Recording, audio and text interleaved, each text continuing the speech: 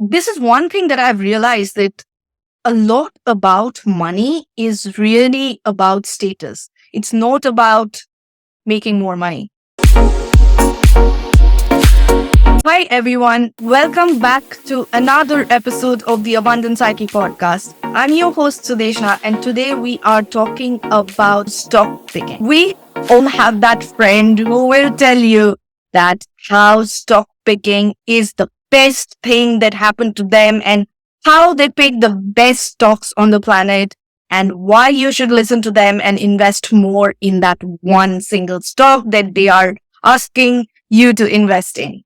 I mean, how many of us know that friend? How many of us have that friend? I have multiple of those friends and I don't take them seriously. Here's why. First thing that you need to know about stock picking is that it's an incredibly difficult job to do. I mean, it's one of those things that no amount of stock picking, historically speaking, will lead you to better than average market returns.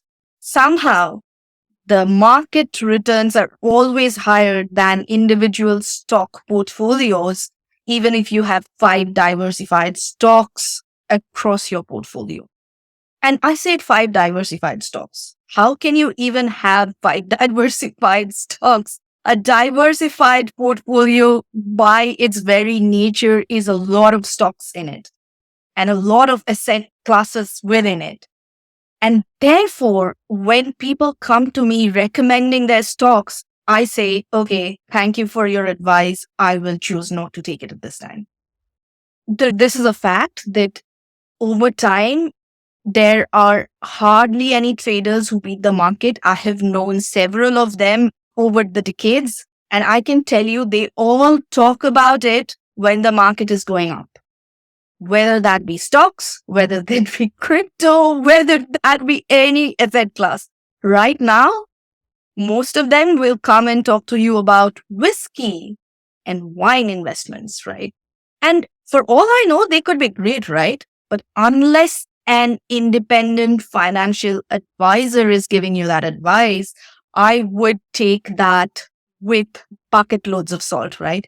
It's just not enough for me that your friend who's not qualified to give you financial advice, and on the back of that, you go and put your life savings into one stock or 5 stocks.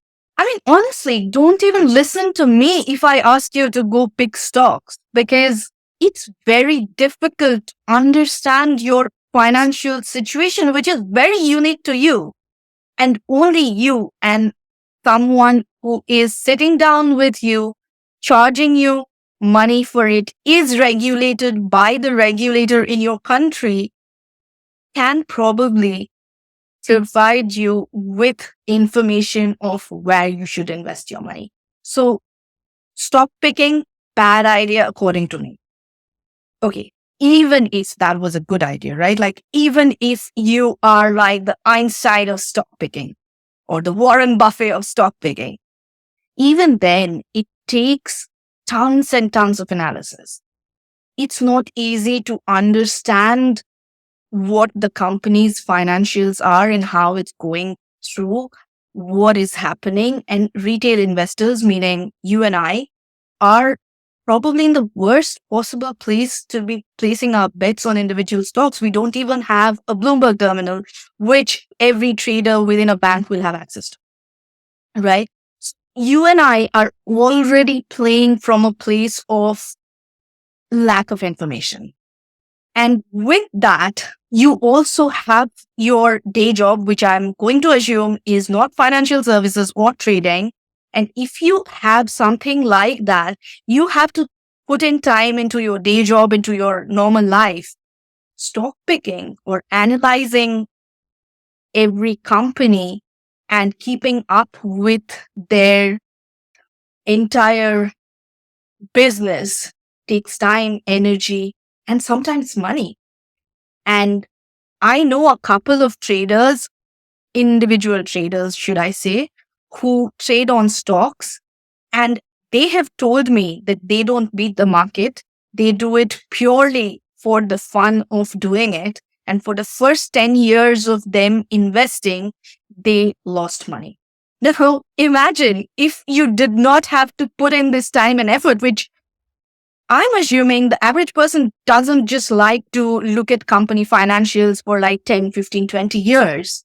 I mean, of course, this one person that I'm talking about, he is incredibly talented. He also doesn't have a family. He's also a bit weird in that he likes to do this analysis. But for someone like you and me, I imagine we like to spend time outside the spreadsheet, outside looking at our laptops and looking through company financials. And if that's you, I would highly recommend you go into a market fund and invest with a market fund, because imagine this person that I'm talking about. Through 10 years, he lost money. Imagine if he just had put that money into the market and he would have grown that money. He would be a richer man by now. So why is this madness about stock picking? I'll tell you why. Because when you start seeing returns on stocks, it's very exhilarating. But this is nothing different to gambling. You just can't take the foot off the gas almost. And you can't stop gambling. It becomes that sort of a problem. And then you tell your community that, oh, I have found this lottery ticket, right? And then you keep on gambling and gambling, and then you end up losing the money. This is what happens to most people who are picking stocks. But I'll tell you why it is considered as a status symbol almost. And this is one thing that I've realized, that a lot about money is really about status. It's not about making more money. So hopefully, because you're listening to this podcast, you understand that making more money and having more in your bank account is more important than flashy status symbols. I'm not one for status and prestige. I mean, you would rather chase money than chase status, right? Because one of those has a significant impact on how you live. And I would therefore suggest you choose money over status. But I understand why stock picking is almost a status symbol, because, the financial services industry, and I am a part of the financial services industry within my day job. And what I think we have done incredibly well is to make financial services super complicated for people. And add to that, most people don't ever have training in basic personal finance. And when you suddenly start talking stocks and company analysis and portfolio analysis, and you're talking about quantitative finance, math, and whatnot, suddenly people who had just awakened to the world of financial services think that they are above the rest, and it's considered to be a status symbol. And they start telling their friends how good they are at picking stocks. And I remember years back, like probably 10 years back, one of my friends did not do an economics degree or anything, was an engineer. And he tells me, oh, but you are the person who's supposed to do stock trading and you don't even do that. Why is that? This is so bizarre. I was like, I'm not interested. Interested in sitting down for multiple hours a day analyzing company financials to come up with a portfolio which is diversified enough and that will beat the market. I just can't do it. And I would prefer someone else does it for me. But then obviously I was stupid enough to not invest my money because the financial services industry is so complicated. And it took me a good 5 to 6 years to realize that, okay, I can't just be sitting on money. I have to invest my savings to keep up with inflation and all of that. And that is why I'm here today talking to you about it. But I can guarantee that if I entered the land of stock trading, I would have lost my money in no time.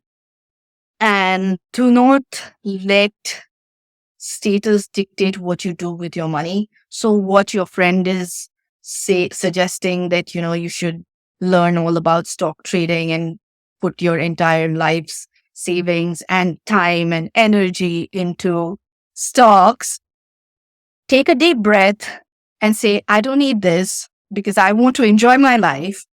I would rather get average returns, because average returns are like 7 to 8% returns. That is how much the stock market grows year on year over a period of 15, 20 years or so. That is actually a fact. I like to be conservative, so I say 7%. You could go with 8, sometimes even 10%. And you basically come to enjoy your life and money a lot more than stock picking. And if you don't listen to me, which is very possible, you can argue all you want.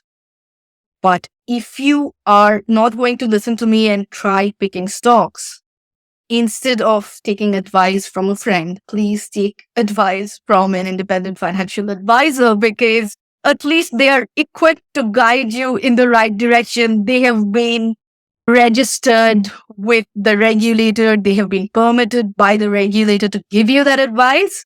So you would much rather take the advice from them than a random friend asking you to pick up stocks and put your life at risk, money, time, energy at risk with that stock. That's all I had for today. Let me know, are you a stock picker? Let me know if you are. And for all of you who have a friend who is a stock picker, please share this out. I just want to get some reaction from the stock picking part of the community. I know you folks will hate me, but there it is. I said it.